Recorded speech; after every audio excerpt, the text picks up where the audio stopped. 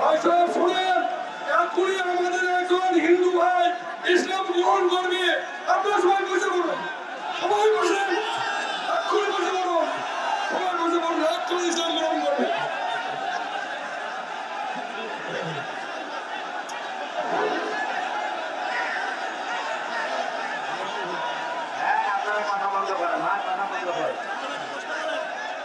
হযরত ওমর যখন মুসলমান হতে এসেছিলেন, বিশ্বনবী তাকবীর দিয়েছিলেন। আপনারা দেন তো লিল্লাহি তাকবীর।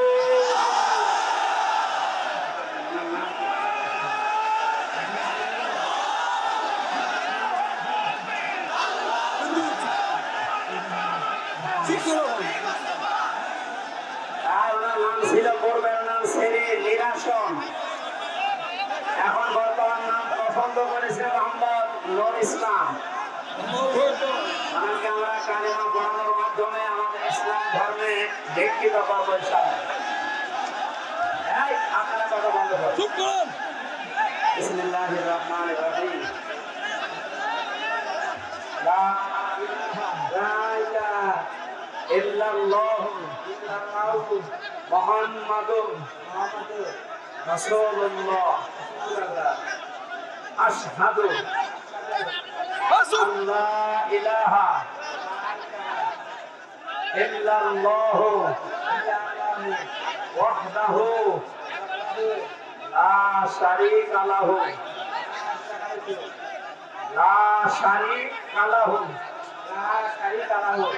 ওয়া আশহাদু আন্না মুহাম্মাদান আবদুহু ওয়া রাসূলুহু।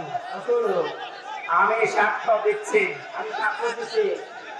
আল্লাহ বাদে কোন মাবুদ নেই, ইলাহা নেই, ইবাদত পাওয়ার যোগ্য কেহ নেই, এবং আমি আরো সাক্ষ্য দিচ্ছি মুহাম্মাদুর রাসূলুল্লাহ আল্লাহর প্রেরিত বান্দা এবং রাসূল। বান্দা এবং রাসূল,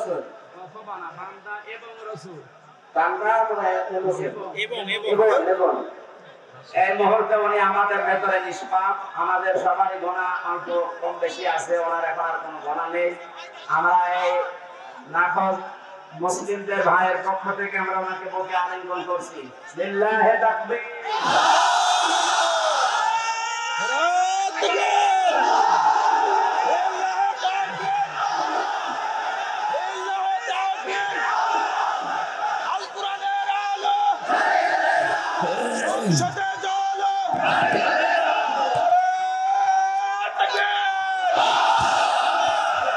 সূরা আরাফের ভেতরে দুই জায়গা আল্লাহ আয়াতটা দিয়েছেন, উম্মতি মুহাম্মদি, যে আমি মুহাম্মদুর রাসূলুল্লাহর উম্মত। এ কথা যদি কেউ ঘোষণা দেয়, দাবি করে, সে যেন মানুষকে ন্যায় এবং ইনসাফের দিকে ডাক দেয়। আপনার বিবেকের কাছে আমি প্রশ্ন করছি, আমি রাজনৈতিক কোনো এজেন্ডা নিয়ে আপনার কাছে কথা বলছি না। তো বাংলাদেশে এই মুহূর্তে ন্যায় এবং ইনসাফ প্রতিষ্ঠার জন্য যারা ডাক দিচ্ছে, আপনার বিবেক কোন দিকে সায় দেয় আপনি নিজেই বলেন। দুই নম্বরে, এটা যারা শুধু ডাক দিয়েই ক্ষান্ত না, এটা যারা কায়েম করতে চায়, প্রতিষ্ঠা করতে চায়, এই দুইটা গুণ যাদের ভেতরে আছে, এরা নবীর উম্মত বলে দাবিদার, উম্মত বলে দাবি করতে পারে। আল্লাহ আমাদেরকে যেন এই দুইটায় গুণান্বিত হওয়ার তৌফিক দান করেন, আমিন। কোরআনে কারিমের বহুল আলোচিত একটা সূরা, সূরা মাআরিজ। কি নাম বললাম? এই মাআরিজ সূরা থেকে আমি কয়েকটা আয়াত পড়েছি বর্তমান প্রেক্ষাপট সামনে নিয়ে। কোরআনে কারিমের আয়াতকে আমি তাফসীর আকারে কথা বলার চেষ্টা চালাবো। ওমা তাওফীকি ইল্লা বিল্লাহ।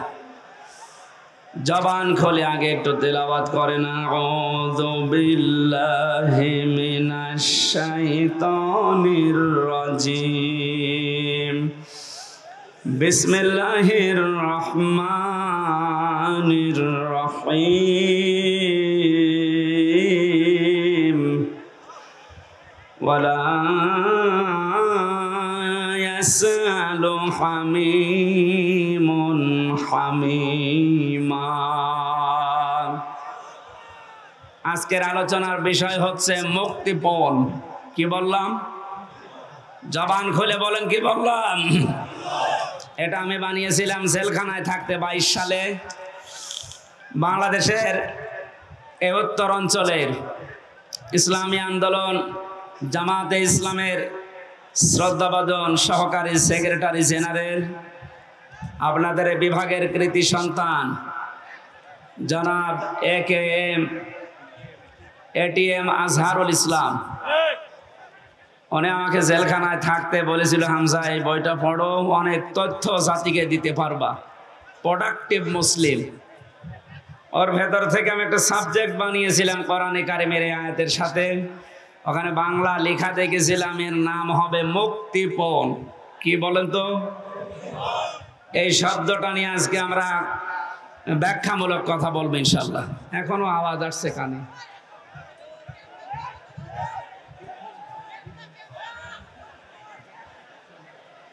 এইভাবে করলে তো কথা বোঝানো যায় না। আর যে মাইক নিয়েছেন, জীবনে যদি এই মাইক আমার মাহফিলে দেন, একেবারে আষাঢ় দিয়ে ভেঙে ফেলবে, গলাটাই আজকে শেষ করে দেবে। কি মাইক নিয়েছেন আপনি?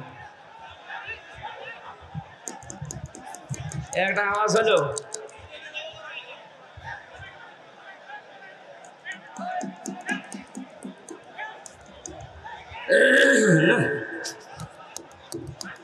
ভুল করেছে, আজকে না আসায় ভালো ছিল। ছাতা হাসানের আর মাহফিল কোনোদিন দিবে না, ছাতা কিছু জানে না, বোঝে না, আন্দাজে মাহফিল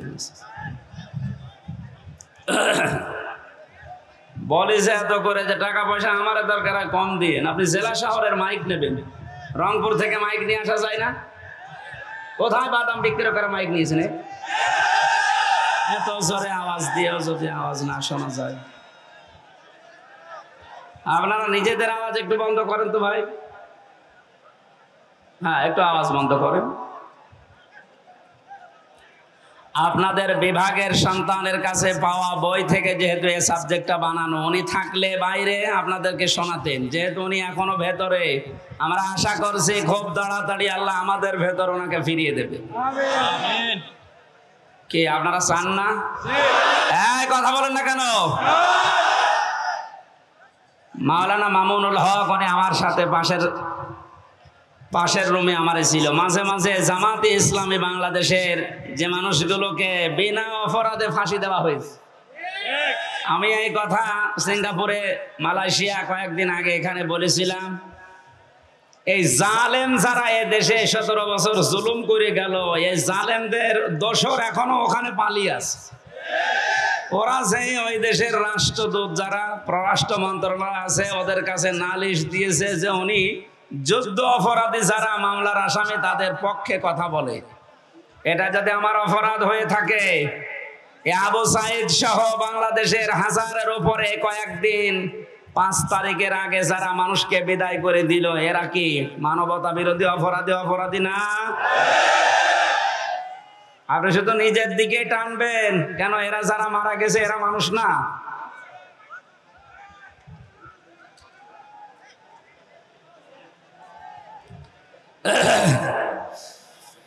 গাইবান্ধাবাসী কিয়ামতের একটা কঠিন পরিস্থিতি আল্লাহ আমাদের সামনে তুলে ধরেছেন। এরপরে আয়াতগুলো দিয়ে আরম্ভ করছেন। আল্লাহ পাক বলেন, এমন জালজালা অবস্থা আমি পয়দা করব কিয়ামতের ওই ময়দানে, বুড়ো যুবক মানুষ দৃশ্য দেখেই বিদ্ধ হয়ে যাবে, ছোটাছুটি করতে থাকবে মানুষ, মেয়েদের লজ্জায় স্থান লাগবে না, সন্তান হওয়ার জন্য পেট ফেটে বের হয়ে পড়ে যাবে। বলেন নাউজুবিল্লাহ। 50 আলফা সানা মিম্মা তাউদ্দুন, মানুষ 1 2 3 4 করে যেভাবে গণনা করে, কিয়ামতে এক একটি দিন হবে আমাদের এই গণনা হিসাবে 50,000 বছরের মতো লম্বা। আপনি আওয়াজ কি কমাচ্ছেন নাকি? হ্যাঁ, বাইরে চলে গিয়েছে আজকে, আসলে হলো না। আপনাদের আগে এখান থেকে মাহফিল নেওয়ার আগে মাইক বলবো, আগে এভাবে হয়নি। আমার এখনই গলা ব্যথা করছে ভাই। এরা এখন আপনি মেরে ফেললেও হবে বলেন তো? ওর মানে 700 কত পাওয়ার, এখানে 2000 পাওয়ার লাগবে।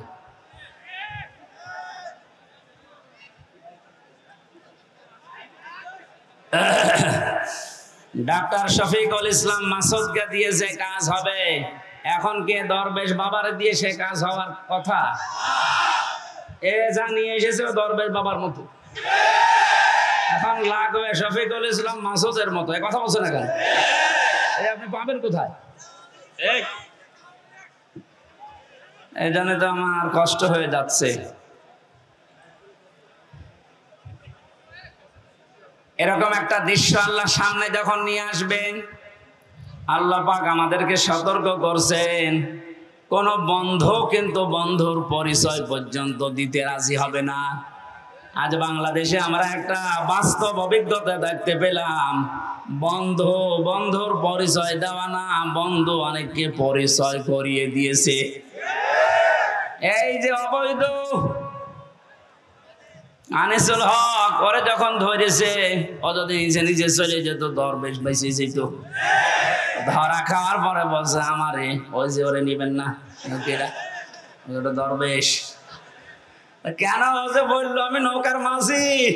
কিসের মাঝি? ভালো করে তাকান সালমান। ওরা আশ্চর্য হয়ে গেছে যে মানুষ এত নিচে নামতে পারে। বাঁচার জন্য মানুষ এই দুনিয়ায় যদি এই করে, তাহলে বোঝা যাচ্ছে দাড়িটা এটা নবীর সুন্নত হিসাবে রাখে না, এটা ধোঁকা দিয়ে বোকা বানানোর জন্য রেখেছিল। আল্লাহ বলেন কিয়ামতের সবচাইতে বড় আপন বন্ধু যারা, এই মানুষগুলো নিজেরা নিজেদেরকে পরিচয় দেবে না। ইউবাসসারুনাহুম, যখন তাদেরকে ওকে অন্যের দৃষ্টিগোচর করা হবে, সামনে যখন মানুষকে নিয়ে আসা হবে, এই মানুষগুলো সবচাইতে বড় বেঈমানি করবে যে না আমি চিনি না। আল্লাহ পাক বলেন ইয়াবাদুল মুজরিমু লাউ ইয়াফতাদি মিন আযাবি ইয়াউমিদিন বিবানি। এই কঠিন পরিস্থিতি যখন তৈরি হবে, এই মানুষটা নিজেকে বাঁচানোর জন্যে ও যা আছে সব ফিদিয়া হিসাবে, জরিমানা হিসাবে দিতে রাজি হয়ে যাবে।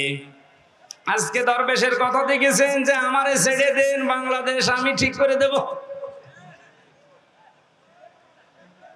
মুক্তিপণ হিসাবে মানুষ ওই দিন সব দিতে রাজি হয়ে যাবে। পৃথিবীতে যত আপনজন আছে তাদের নাম আল্লাহ সিরিয়াল আকারে কিছু দিয়েছেন, ওয়া সাহিবাতিহি ওয়া আখি। প্রথমে মানুষ তার স্ত্রী সন্তানকে বলবে আল্লাহ তুমি এগুলো নিয়ে যাও, আমার ভাইকে তুমি নাও। অফাসিলাতিহিল্লাতি তুবি, এই দুনিয়ায় যারা তাকে আশ্রয় দিত, দলীয় লোক, সামাজিক লোক, বংশের লোক, যারাই তাকে আশ্রয় প্রশ্রয় দিত, এই মানুষগুলোকে বলবে আল্লাহ এগুলো দিয়ে দিলাম। বলেন নাউজুবিল্লাহ। এ কথাকে আপনি 100 ভাগ বিশ্বাস করেন? বলেন। আমি আমার নিজের কথাই বলছি, আপনি নিজের সাথে এবার মিলাবেন। এই যে নিজের দলীয় লোকজন সব মানুষ দিতে চাইবে মুক্তিপণ হিসাবে। অমাং ফেল আরদি জামিআ, এমনকি দুনিয়ায় তার স্থাবর অস্থাবর যত সম্পদ ছিল সব আল্লাহকে বলবে আল্লাহ নিয়ে নেন। সুম্মা ইউনজি, এরপরও আমাকে আপনি নাজাত দেন, বাঁচান। মুক্তিপণ হিসাবে যেগুলোর নাম বললাম, নিজের স্ত্রী সন্তান, ভাই ভগ্গর, দলীয় লোক, দুনিয়ার সব স্থায়ী অস্থায়ী সম্পদ, ওর আর কিছু আছে, সব দিতে রাজি হবে কোরআন বলছে। এরপরেও বলবে আমাকে বাঁচান, আমাকে ছেড়ে দেন। আল্লাহ পাকও জানিয়েছেন সঙ্গে সঙ্গে কাল্লা, কখনো না। ইন্নাহা লাযা, অবশ্যই আমি আল্লাহ তাকে জাহান্নামে লাজার দরজা দিয়ে প্রবেশ করাবো। জোরে বলেন নাউজুবিল্লাহ।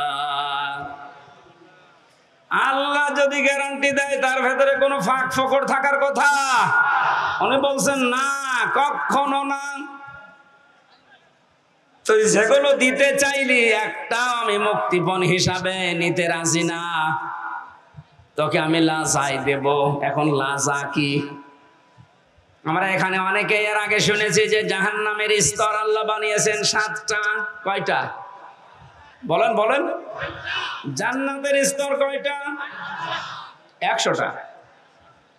আমরা তাই 8টা জানি। কোরআনে কারিমের ভেতরে 100টার উপরে জান্নাতের স্তর আল্লাহ সাজিয়েছেন। এর ভেতরে জাহান্নামের স্তর যেহেতু 7টা ধাপ, 7টা, এক একটা ধাপের আলাদা আলাদা নাম আছে। 3 নাম্বার যে ধাপটা তার নাম লাজা। আল্লাহ বলেন এত ভয়ঙ্কর এটা, নাযাতাল লিশাওয়া।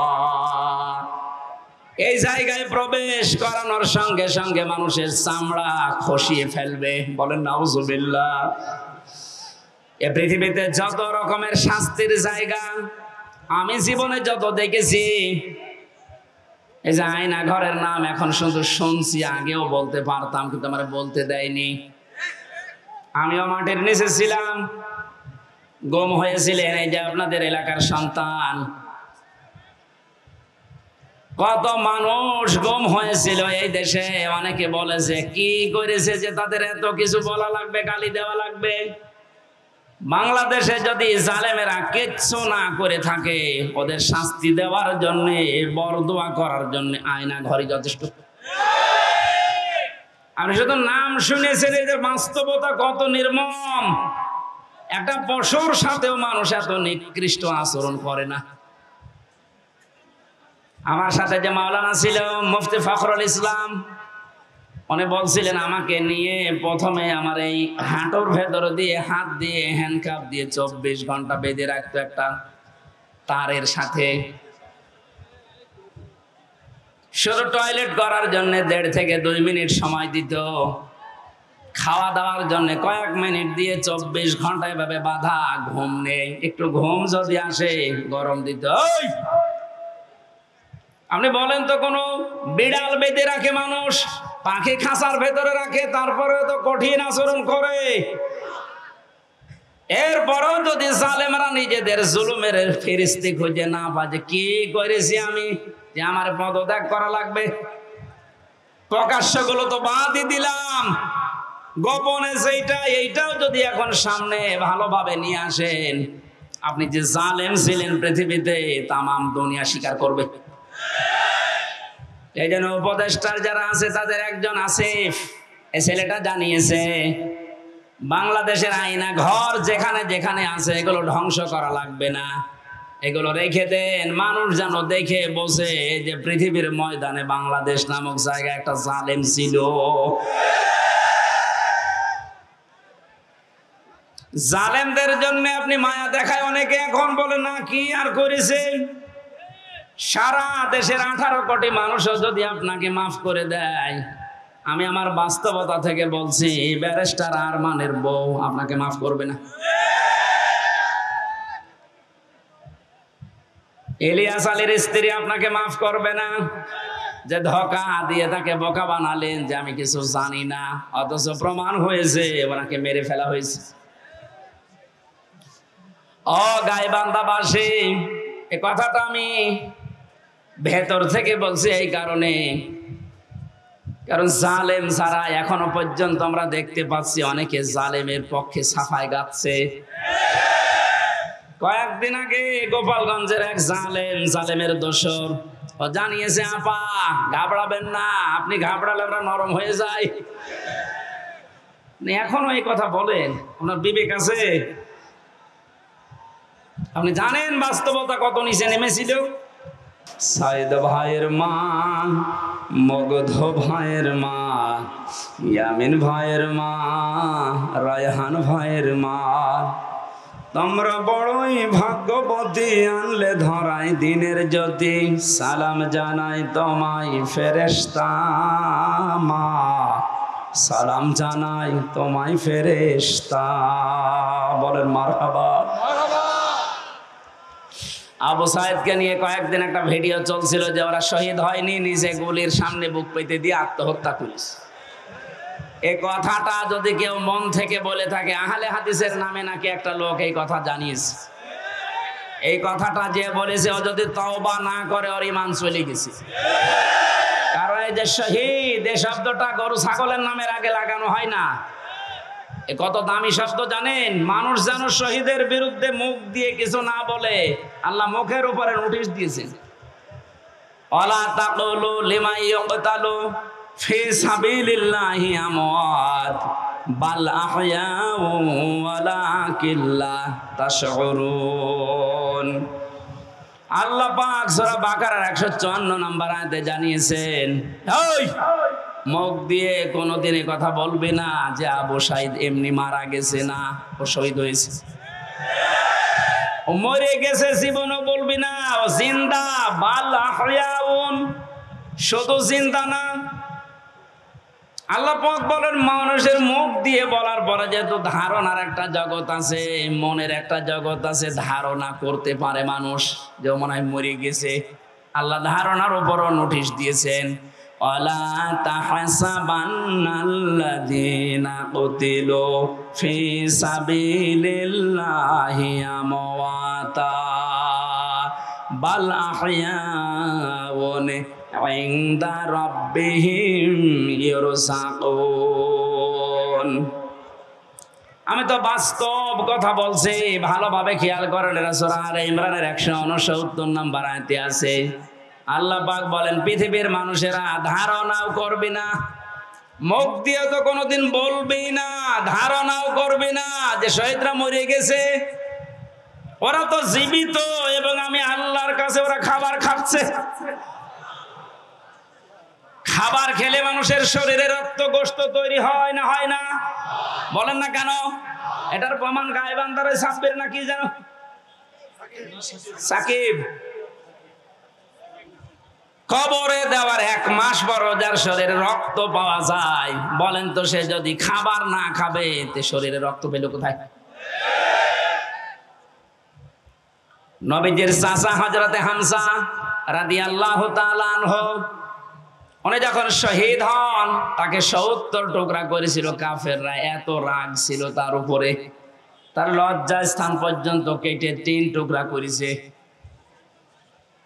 যুদ্ধ শেষ হয়ে যাওয়ার পরে নবীজি বললেন, নিয়ে আসো লাশের টুকরাগুলো। বিভিন্ন জায়গায় তারা ছড়িয়ে ছিটিয়ে দিয়েছে, সব এক জায়গায় করে আল্লাহর নবী নিজের পাগড়ি মোবারক দিয়ে ঢেকে দিলেন লাশটা।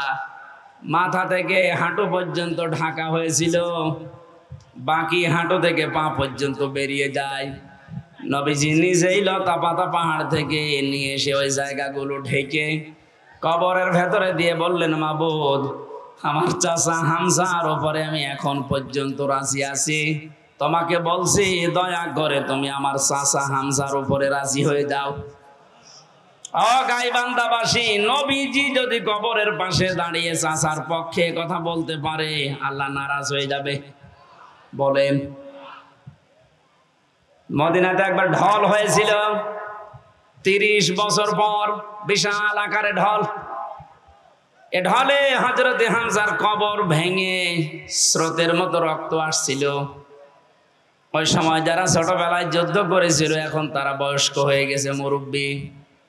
রক্ত আবিষ্কার করতে গিয়ে দেখে অনুসন্ধানে 30 বছর আগে উহুদের ময়দানে নবীজির চাচা হযরতে হামজা শহীদ হওয়ার পর কাফের কর্তৃক যেখানে যেখানে আঘাতপ্রাপ্ত হয়েছিলেন ওই জায়গাগুলো দিয়ে এখনো ফিনকি দিয়ে রক্ত বের হচ্ছে।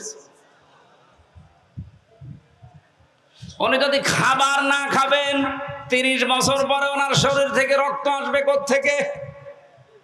এজন্য বাংলার জনগণ সাবধান, মুখ দিয়ে তো বলবেনই না, ধারণাও করবেন না যে যারা শহীদ হয়ে গেল মারা গেছে। কোরআনের পাখিকে আজ অনেকে বলে মরে গেছে, না উনি মারা যায়নি, ওনাকে মেরে ফেলা হয়েছে। মুরব্বির সাথে আমি 10 মিনিট দেখা করেছিলাম 22 সালে।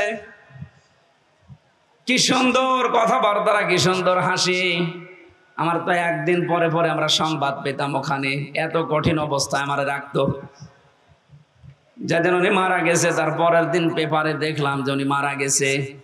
বাইরে এসে দেখলাম যে ভিডিওগুলো হাসপাতালে নিয়ে আসার সময়, বের করার সময় যে হাসিটা দিয়েছিল, কোন অসুস্থ মানুষের মুখ দিয়ে ওই হাসি বের হওয়ার কথা না। ওনাকে ধোঁকা দিয়ে বোকা বানিয়ে জেলার আর সুপার এখন স্বীকার করছে যে আমরা উপরের নির্দেশে এটা করেছি। আমাদেরকে বলা হয়েছিল যে সই স্বাক্ষর করে বলেন যে নির্বাহী আদেশে ছেড়ে দেবে। আমরা এই প্রসেস শেষ করে দিলাম। এই যে ডাক্তার মোস্তফা জামান নামে এই কোলাঙ্গার উপরের নির্দেশ পেয়ে শেষ পর্যন্ত সারা বিশ্বের আলেমদের মাথার মুকুট আমরা যাকে মনে করি, এই যে তাফসীর মাহফিলের জনক যিনি পৃথিবীতে, বিশেষ করে বাংলাদেশে তো হবেই, তাফসীর মাহফিলে শব্দ শুনলেই মানুষ মনে করে আল্লামা সাঈদী।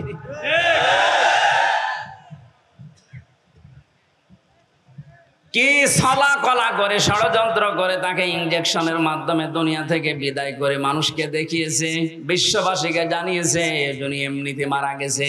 উনি এমনি মারা যায়নি, ওনাকে যেহেতু মেরে ফেলা হয়েছে সুতরাং উনি শহীদ। কথা বলেন না কেন? আজকে বিমানে আসার সময়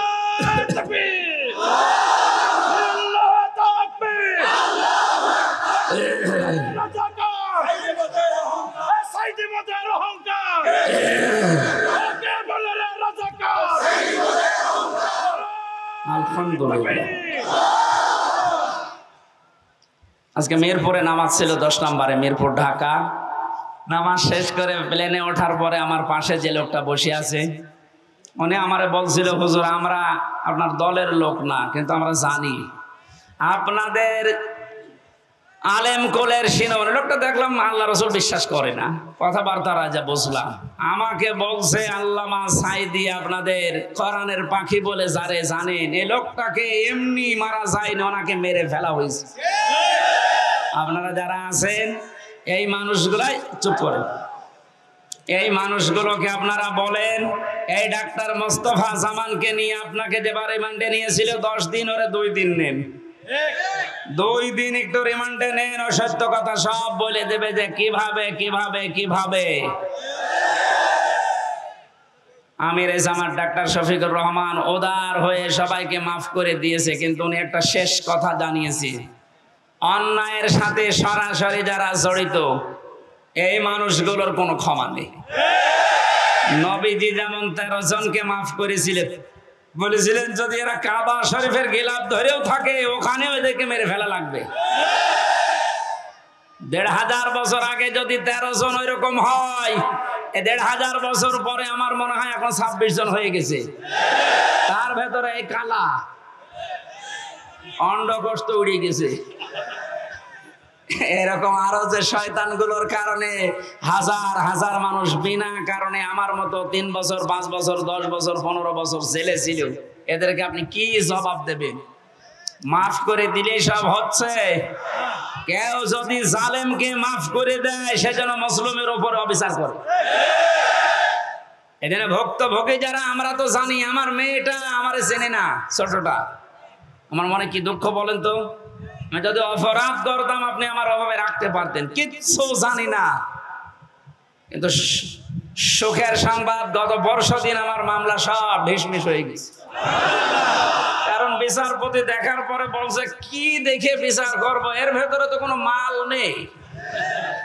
এতদিন আমি বিচার করতাম কিন্তু আমি পারি নাই, ওপরের নির্দেশ ছিল তাই। এখন যেহেতু এড়া ঘোড়া, কোনো চাপ নেই, এ মামলার কোনো বিচার নেই, সব ফেলে দিলাম।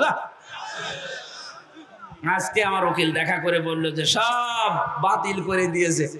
আদালত পর্যন্ত হাসে যে একটা মামলা হইল, আর এইটার কারণে 3 বছরের জেলে রাখা লাগবে, অথচ সাজাও যদি লাগিয়ে দেয় সর্বোচ্চ 3 মাস রাখার মতো, অথচ বিনা কারণে রেখেছিল কয় বছর?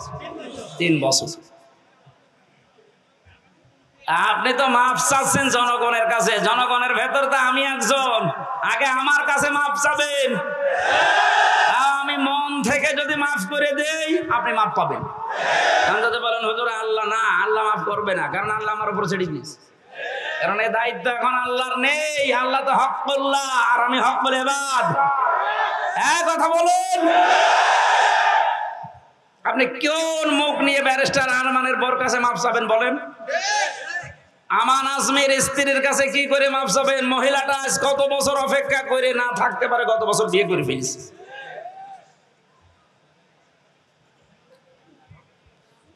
শয়তান পর্যন্ত আমার মনে হয় কান্নাকাটি করেছিল, কিন্তু জালেমদের মনের ভেতরে একটু দয়া আসে না।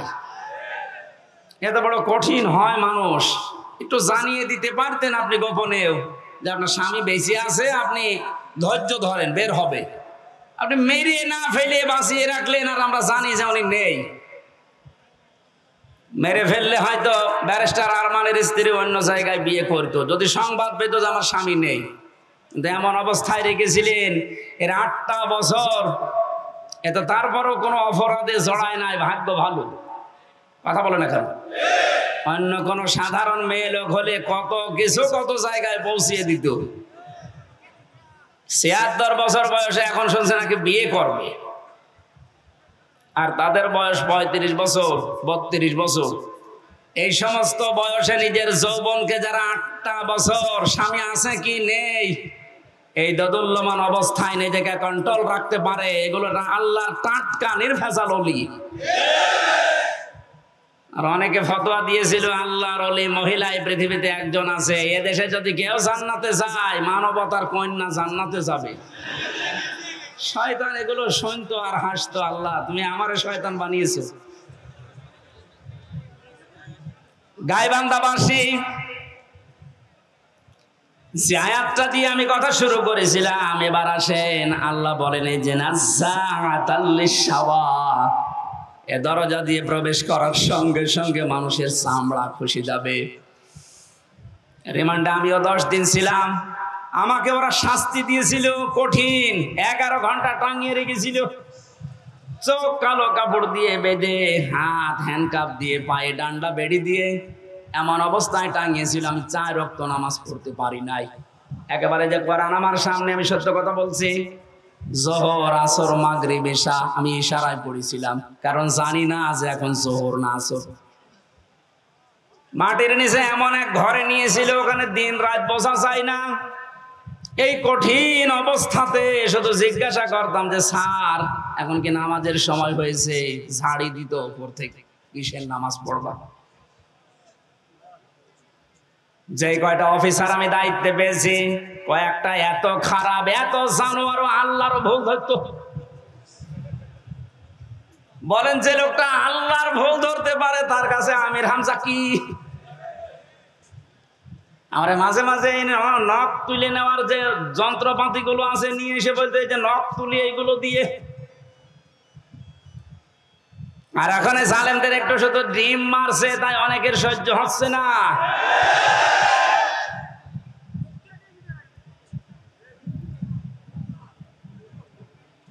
এত বড় কঠিন শাস্তির ভেতরে কেউ 8 বছর 10 বছর, আমি তো কান্নার আওয়াজ শুনতাম মাঝে মাঝে 7 তলা থেকে। কারারক্ষীরা বলতো, এমনকি ওখানে প্রশাসনের যে মানুষগুলো বলতো, হুজুর এখানে অনেকেই 2 বছর 3 বছর 5 বছর আছে, কেউ জানে না। আপনি যদি বাইরে যেতে পারেন বলবেন। কিন্তু ভাগ্যের নির্মম পরিহাস, বের হওয়ার পরে এমন এমন থ্রেট দিয়েছে যদি কোনো কথা উচ্চারণ করি আমিও গায়েব হয়ে যাব। আল্লাহ যেহেতু নিজে দয়া করে এখন সুযোগ দিয়েছে, এ বাংলাদেশের শুধু ডিবি অফিসে না, এই ডিজিএফের দায়িত্বে যারা আছে, আর্মির এখানে মাটির নিচে আয়না ঘর না, এরকম বহু জায়গায় আছে যেখানে যেটা আছে খুঁজে বের করে ওখান থেকে সবাইকে তাড়াতাড়ি মুক্ত করে দেন। এটা মানবতার সাথে সব চাইতে বড় অপরাধ এই আয়না ঘর, এই গুম। আজকে বিশ্ব গুম দিবস ছিল। বাংলার মানুষেরা এ কঠিন কঠিন শাস্তির পরও আমরা ব্যারিস্টার আরমানের দিকে তাকিয়ে দেখলাম ওনার মাথার চুল উঠে গেছে কিন্তু চামড়া ওঠে নাই। আর আল্লাহ বলেন নাযাআতাল লিশাওয়া, এই লাজা দিয়ে প্রবেশ করার সঙ্গে সঙ্গে মানুষের আগে চামড়া উঠে যাবে। এখন আপনি টের পাচ্ছেন যে কঠিন কত বড় ভয়ঙ্কর জায়গা। এই লাজার ভেতরে আল্লাহ বলেন তাদউ মান আদবারা ওয়া তাওয়াল্লা, তাদেরকে লাজা ডাকতে থাকবে যারা সত্যকে সত্য জানার পরেও পিঠ ফিরিয়ে চলে গেছে। এই দেশে 8:30 থেকে 9:30 থেকে আরাম আরম্ভ করেছি, এখন 10:30 বাজতেছে। একটা ঘন্টায় যত কথা বললাম, একটা কথা কোরআনের বাইরে, হাদিসের বাইরে মন মতো বলেছি। এখন উদাহরণ যদি দিয়েছি কোরআনের সাথে মিলিয়ে দিয়েছি। এই সত্য পথের দিকে আপনাকে আমি আহ্বান জানাচ্ছি। আমরা এক জালেম থেকে মুক্ত হয়ে পৃথিবীর আর কোন জালেমের হাতে ধরা দিতে চাই না। আমরা এখন কোরআনে কারিমের বাস্তব অভিজ্ঞতা দেখতে চাই। কারণ এ দেশটা 53 বছর স্বাধীন হয়েছে, বাবা চালিয়েছে অনেক দিন, আমরা দেখলাম। আমি দেখি নাই, মুরব্বী দেখেছি। স্বামী চালিয়েছিল, আমি দেখি নাই, কারণ 92 সালে জন্ম। মুরব্বীরা দেখেছে। চাচা চালিয়েছিল, আমি দেখেছি না, কানে জানি না, শুনেছি। কথা বলছে না। ববরটা তো দেখলাম, ভাবিরটাও দেখেছি। সবাই তো সবার মতো চালিয়েছে। এখন শুধু দেখতে বাকি আছে যে কোরআন দিয়ে দেশ চললে কেমন দেখা যায়।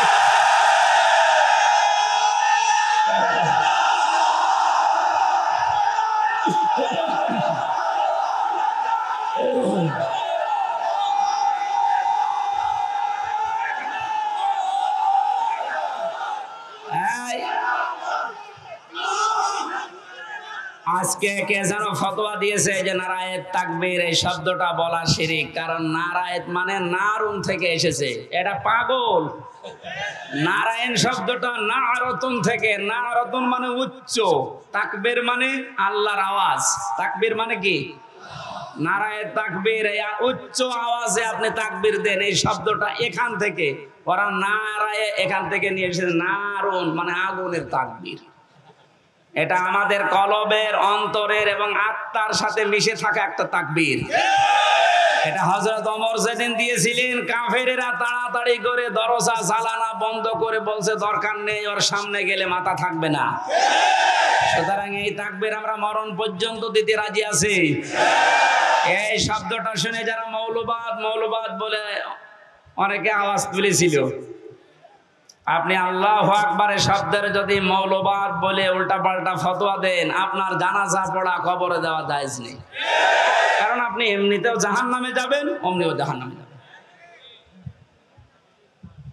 তাহলে সত্য পথের দিকে ডাকার পরে আমরা চাই চর্ম চোখে দেখতে যে কোরআন দিয়ে চললে কেমন দেখা যায়। যেহেতু আল্লাহর সাহায্য এবং বিজয় আমরা কিছু দেখতে পেয়েছি। অনেকে এখানে এসেছে, এশার নামাজে হয়তো পড়তেও পারেন, ইযা জাআ নাসরুল্লাহি ওয়াল ফাত। হে নবী, যখন আল্লাহর সাহায্য আপনি আসবে তখন বিজয় দেখতে পাবেন। বিজয়ের ভেতরে যতগুলো কাজ আছে তার অন্যতম একটা কাজ হচ্ছে ওয়ারাআইতান নাসা ইয়াদখুলুনা ফি দীনিল্লাহি আফওয়াজা। সত্যি যদি আল্লাহর সাহায্য এসে যায় তখন আপনি বিজয় পাবেন। আমার তো মনে হয় এত বড় বড় মহারথীরা 17 বছর চেষ্টা করে জালেমের একটু চুল পরিমাণ নড়াতে পারে নাই, কিন্তু ছাত্ররা যা করে দেখিয়েছে, এই বৈষম্য বিরোধী ছাত্র আন্দোলনের এই নেতারা, আমার মনে হয় আল্লাহ আবাবিল পাখির মতো তাদের কাজে লাগিয়েছে। এটা নিঃসন্দেহে আল্লাহর সাহায্য এবং বিজয়। আর বিজয় আসলে যে 7টা কাজ হয়, তার 1 নম্বরের কাজ হচ্ছে দলে দলে পালে পালে মানুষ ইসলামে প্রবেশ করবে। এই 26 দিনে আমরা যেটা দেখতে পেলাম, কথা বলেন না কেন?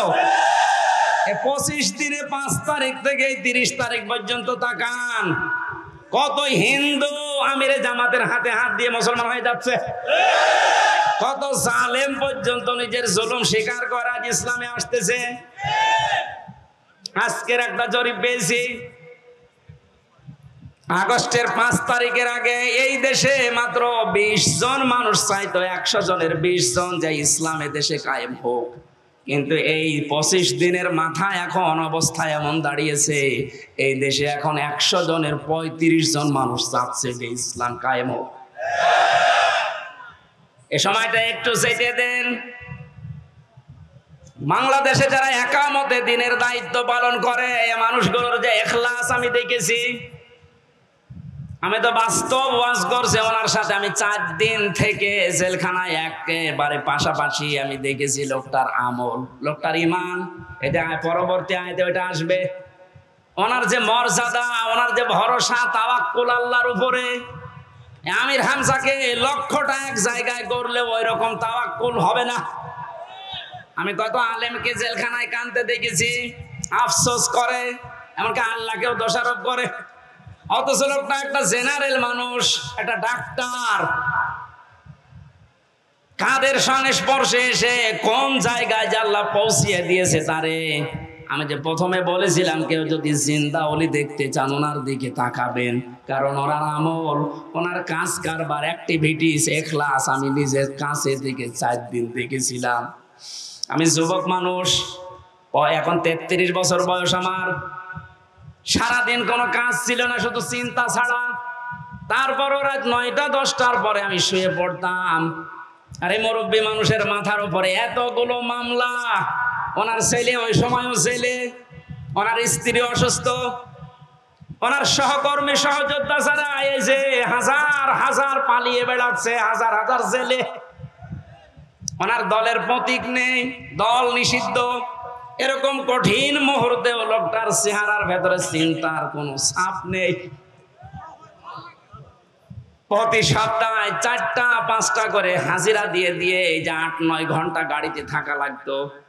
যখন জেলখানায় এসে পৌঁছাতো রাত 9:30 10টায়, বলতাম স্যার খাবার খাবেন না? আপনার এই যে এখানে কিছু দুষ্ট লোক আছে, ওদের মাধ্যমে মোবাইল পাওয়া যায়, চুরি করে নিয়ে এসে দেই। আমার বলছে হামজা মোবাইল দিয়ে করব কি? কেন আপনার সন্তান আছে, ছেলে, আপনার স্ত্রী অসুস্থ, আপনার দলের লোক সব পালিয়ে বেড়াচ্ছে, একটু খোঁজ নেবেন না? আমারে যেটা শুনিয়েছে ওই কঠিন মুহূর্তে, আমার বলছে হামজা আমার সন্তান সহ, স্ত্রী সহ, আমার সহকর্মী সহযোদ্ধাদেরকে আমি আল্লাহর হাতে রেখে এসেছি। আমার তো একেবারে পুরোপুরি বিশ্বাস ওই দিন থেকে যে ওনার এই তাওয়াক্কুলের কারণে এই 25 দিনে 20 থেকে 35-15% মানুষ ইসলামে আসা বেড়ে গেছে। এখানে মানুষগুলোর এখলাসের আপনি দাম দিতে শেখেন। এদেশের দেশপ্রেমিক হিসাবে যদি এখন 1 নম্বরের তালিকায় থাকে যারা ভুয়া তুলেছিল, তাদের এখন মানুষ চিনে ফেলেছে। বাংলাদেশে একজন প্রতিযশা আলেমে দিন মুফতি কাজী ইব্রাহিম বাইরের দেশ থেকে ঘোষণা দিয়েছে, অনেকে তো পাগল ছাগল না, 10 জন আলেম যদি এই দেশে থাকে তিনি একজন। ঘোষণা দিয়েছে এই বাংলাদেশে যদি কেউ দেশপ্রেমিক বলে দাবি করে সেটা 1 নম্বরে জামাত আর শিবিরেরা। বাকিগুলো যারা এগুলো তুলতেছে, এই কথা শোনে না, বাকি যারা এগুলো তোলে অধিকাংশ গুলোই মিথ্যাবাদী। দেশপ্রেমের ধোয়া তুলছে যে আমি দেশপ্রেমিক, অথচ শরীরের ভেতরে দেশপ্রেমের কোনো চিহ্ন নেই। পায়ে যে জুতা দিয়ে আছে বিদেশি জুতা, গায়ে যে শার্ট দিয়েছে বিদেশি শার্ট। হ্যাঁ কথা বলে না কেন? এমনকি মাথার চুলেন কাটিং তাও বিদেশি, বিরাজ করে এসেছিল বিদেশি, এমনকি বিয়ে করেছে তাও বিদেশি। আর কি বলছে যে দেশপ্রেম। শয়তান এগুলো দেখে হাসতো, এখন মনে হয় শয়তানের হাসি একটু বন্ধ হয়েছে।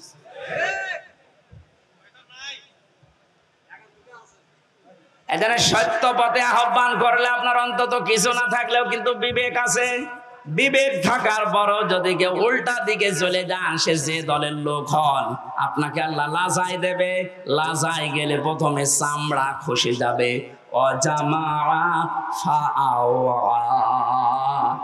আল্লাহ পাক বলেন 2 নম্বরে দুনিয়ায় যারা মাল সম্পদ জমা করে আর মনে করে এটা স্থায়ী ভাবে থাকবে, এটা আজকে অনেকেই 17 বছর মনে করেছিল।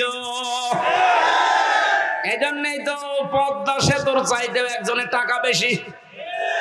এই দরবেশের টাকার পরিমাণ দেখেছেন, শুধু ঋণ ছিল 36,000 কোটি টাকা। পদ্মা সেতু বানাতে 2 নাম্বারই করেও লেগেছে মাত্র 32,000 কোটি। তার মানে ওর টাকা দিয়ে আরেকটা বানানো যাবে। এই আয়াতের সাথে 100 ভাগ মিলে গেছে। ওরা মান সম্পদ জমা করে আর মনে করে এটা স্থায়ীভাবে আমার কাছে থাকবে, এ আর হাতছাড়া হবে না। আল্লাহ এমন ভাবে ধরেছেন, চোখ বন্ধ করার সময় দেয়নি। এই কথাগুলো বলতে বলতে আল্লাহ মানুষের কিছু আচরণ এবার তুলে ধরবেন। এবার আমি সহ যারা বসে আছি প্রত্যেকে আল্লাহর এই আয়াতের সাথে মিলান, ইন্নাল ইনসানা খুলিকা হালুআ। অবশ্যই আমি আল্লাহ মানুষকে বানিয়েছি অস্থির চিত্ত রূপে। সব সময় মানুষ শুধু ব্যস্ত ব্যস্ত ব্যস্ত। 2 নম্বরে ইদা মাসাহু শাররু জাজুআ, যখন তাকে কোনো অকল্যাণ স্পর্শ করে তখন হাই হতাশ করে, তখন একেবারে পাগলের মতো হয়ে যায়। ওয়াইদা মাসাহুল খায়রু মানুআ, যখন তাকে কোনো কল্যাণ ভালো কিছু পায় তখন ওই লোকটা কৃপণ হয়ে যায়। মানুষের কিছু চরিত্র বর্ণনা করছিলেন আল্লাহ রাব্বুল আলামিন বলেন, মানুষ অস্থির, বিপদে পড়লে মানুষ হাই হতাশ করে, নিয়ামত পেলে কৃপণ হয়ে যায়। কিন্তু তারা না, ইল্লাল মুসাল্লিন, মুসাল্লিরা বাদ দিয়ে। কারা বাদ? আমরা এখানে যারা আছি মুসাল্লি কিনা বলেন তো, বলেন বলেন।